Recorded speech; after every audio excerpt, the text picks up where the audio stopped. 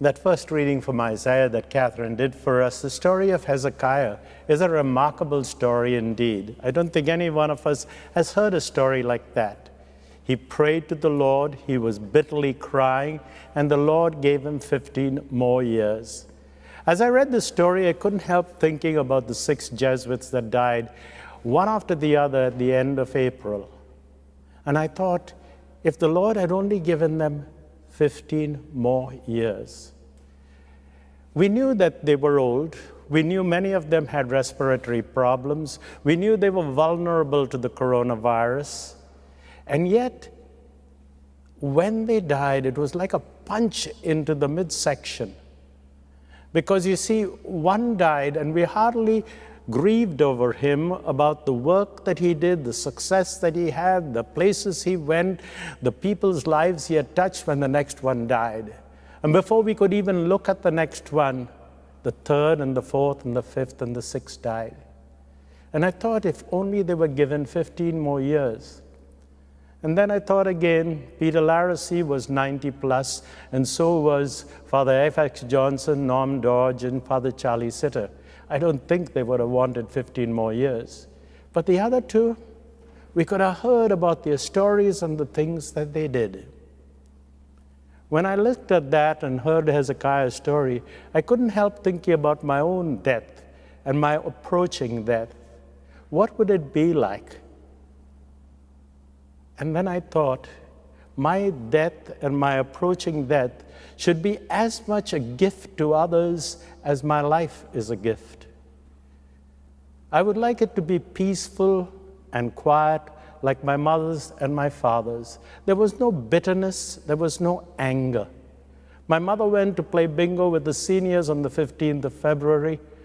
That night she called the ambulance and she went to the hospital. And when I visited her on the 16th, she said, I'm not going to come out from this. And I said, so be it, Mom, you're 93 now. And that night she died peacefully.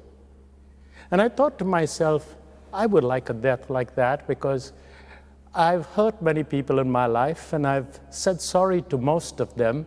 There are one or two I don't even know where they are to say sorry to. I lived in a parish out in Thunder Bay, in Chepstow, at the Martyr Shrine, and there were people who came into my life, and perhaps I was harsh to them. They walked out. If they walked into my life again, I wouldn't even know who they are. But for most part, I said sorry, and I'm ready to go anytime. My life, which should not be one like Hezekiah, weeping bitterly for 15 more years, definitely not. You see, the way you and I approach death is a sign of our belief in the resurrection of Jesus Christ and the promises he made.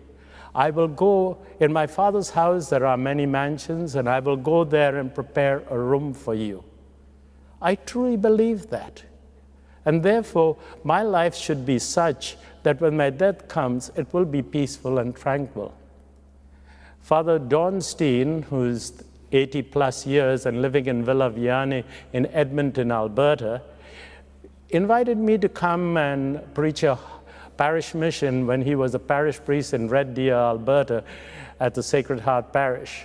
And one of the common stories he'd tell at every funeral was the story of the dash.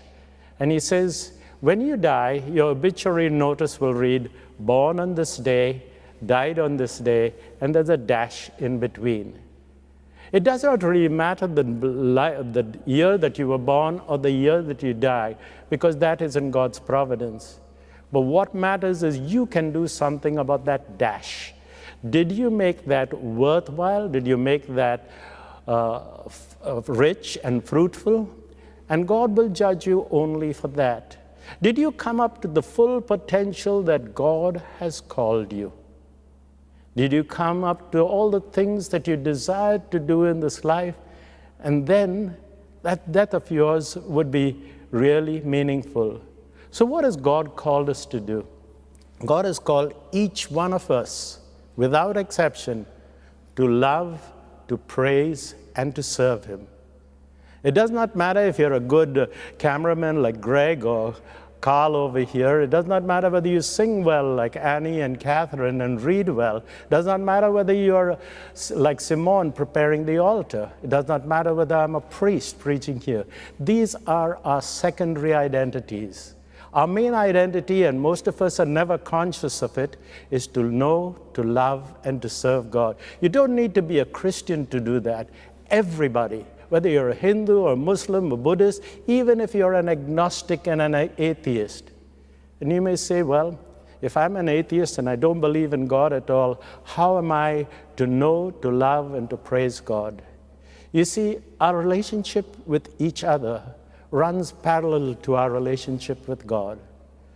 The way I treat other people, do I treat them with respect, with kindness?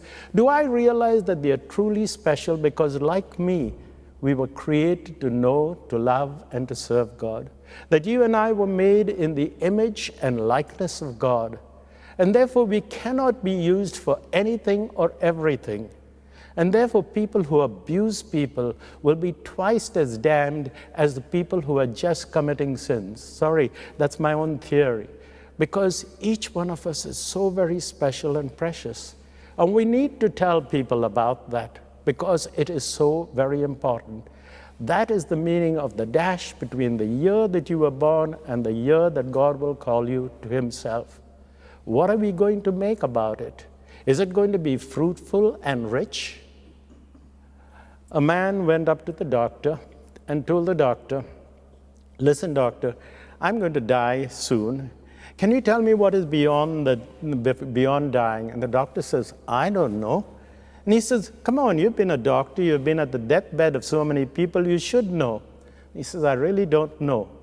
But can you hear the scratching at that door over there? He says, that's my dog on the other side of the door. He cannot enter into the surgery over here. He's never allowed to.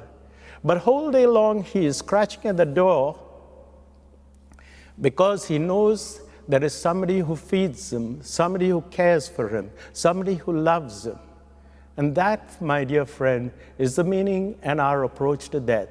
On the other side, there is somebody that loves, somebody that cares, and somebody that is going to welcome us. With that in mind, I wouldn't want to ask for another 15 years like Hezekiah did. Well done, good and faithful servant is all that I want to hear. And that's all that you and I need to hear. God bless you all.